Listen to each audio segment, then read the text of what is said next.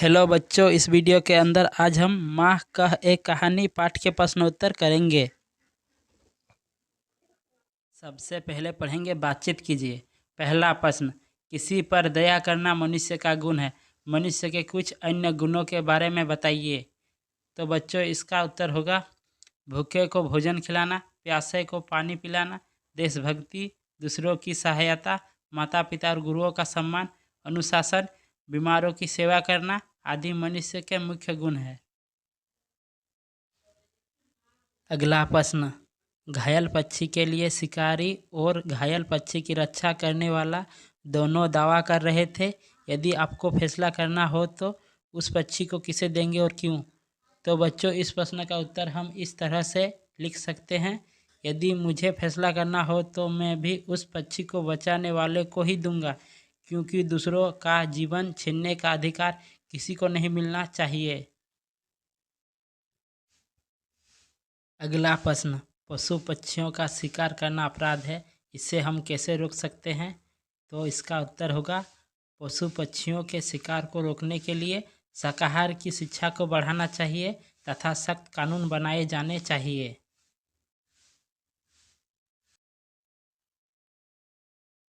अगला प्रश्न, क्या आपने भी कभी किसी उपवन में भ्रमण किया है? प्रातःकालीन भ्रमण से क्या लाभ होता है?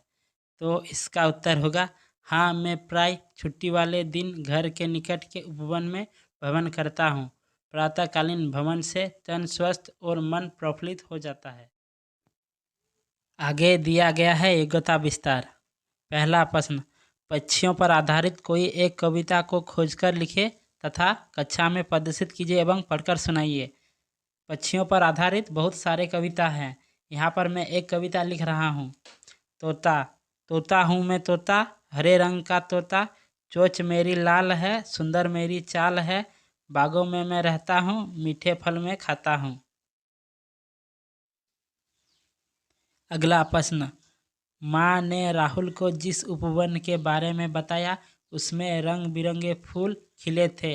अपने आसपास आपने जिन फूलों को देखा है उनके नाम तथा रंगों की सूची बनाकर कक्षा में प्रदर्शित कीजिए। फूल रंग, गुलाब रंग लाल पीला सफ़ेद, सूर्यमुखी रंग पीला, कमल रंग गुलाबी सफ़ेद, चमेली रंग सफ़ेद, गेंदा रंग पीला लाल, चंपा रंग सफ़ेद। अब आगे बढ़ेंगे, पता कीजिए। पहला प्रश्न, दया ही जिनका धर्म रहा हो ऐसे महापुरुषों के बारे में जानकारी इकट्ठा कर कक्षा में सुनाइए। दया ही जिनका धर्म रहा हो ऐसे महापुरुषों के कुछ नाम: महात्मा बुद्ध, ईश्वर चंद्र विद्यासागर, महात्मा गांधी, भगवान महावीर स्वामी, स्वामी विवेकानंद, विनोबा भावे आदि। अगला प्रश्न, माँ ने राहुल को जो कहानी सुनाई उसमें हंस को मारने वाले और बचाने वाले का नाम क्या था? तो इसका उत्तर होगा हंस को मारने वाले का नाम देवदत्त और बचाने वाले का नाम सिद्धार्थ था। आगे दिया गया है भाषा विस्तार। पहला प्रश्न, कविता में हिले मिले तथा कल कल शब्द का प्रयोग हुआ है। हिले मिले जैसे शब्दों का सहचर शब्द कहा जाता है, ऐसे ही कुछ अन्य शब्दों की सूची बनाकर उनका वाक्यों में प्रयोग कीजिए। शब्द वाक्य: हरा भरा, वाक्य हरा भरा उपवन देखकर आनंद आ गया। उबड़ खाबड़, वाक्य उबड़ खाबड़ सड़कों पर चलते समय हमेशा ध्यान से चलना चाहिए। आगे आगे, वाक्य शेर पीछा कर रहा था और हिरन आगे आगे दौड़ रहा था।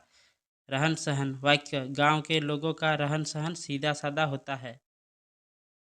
अगला प्रश्न, तुक वाले शब्दों का प्रयोग करते हुए कविता को आगे बढ़ाइए।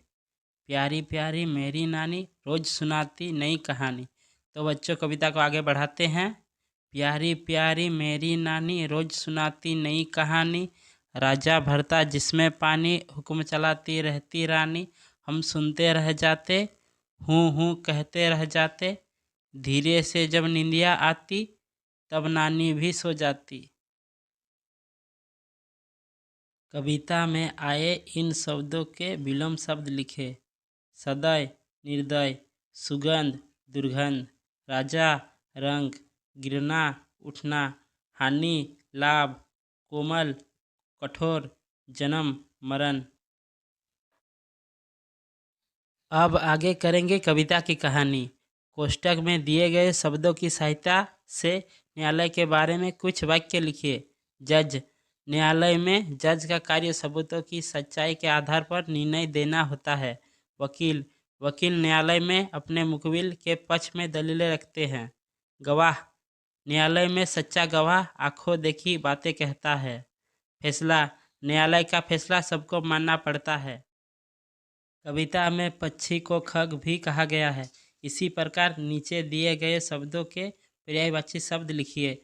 उपवन, बाग, उद्यान, बगीचा, फूल, कुसुम, सुमन, पुष्प, खग, पक्षी, पंछी, चिड़िया, माँ, माता, जननी, अम्बा, पिता, जनक, जन्मदाता, तात। अंतिम प्रश्न, आप क्या करेंगे यदि आपके आंगन में एक गौरैया आकर बैठती है जिसका पैर टूटा हुआ है? आप उसके साथ कैसा व्यवहार करेंगे? तो बच्चों, इसका उत्तर होगा, गौरैया जहाँ आकर बैठती है वहाँ हम दाना और पानी रख देंगे।